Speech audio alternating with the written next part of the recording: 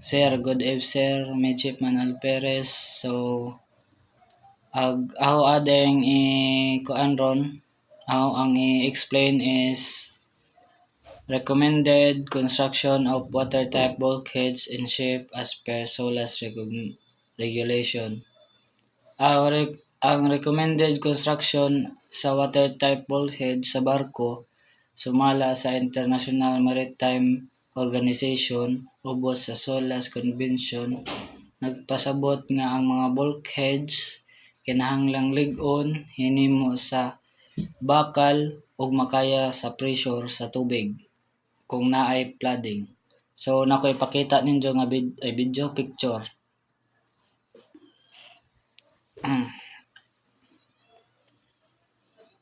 Mao dinhi sida usa sa kuan kanang kinahanglan nga lig-on.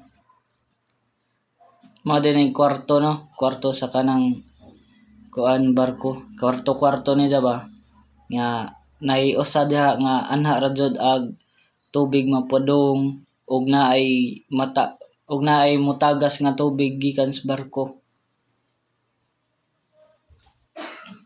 Nya isa mao dining portahan pud sa barko no, kanang anha ra jud ba ag kanang sud pud sa kanang kintahay nga naimusod tubig sa kanang barko dapat lakan jud nagmaayo kay aron dili na makakuan ba, di na makagawas og tubig sa uban pang compartment.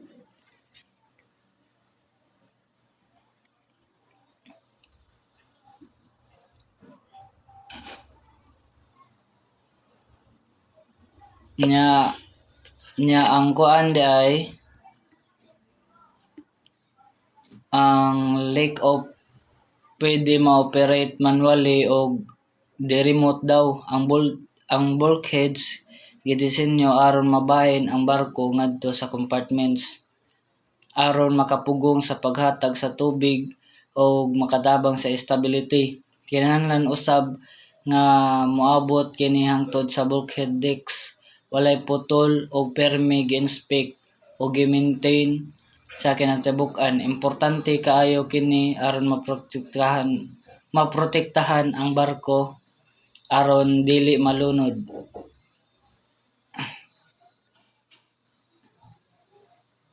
Mao dinhi siya. Mao dinhi katong naiportahan bitaw nga di-remote bitaw or manually. So sa ato ang topic day is mao ra to ang nasabtan sir. Thank you.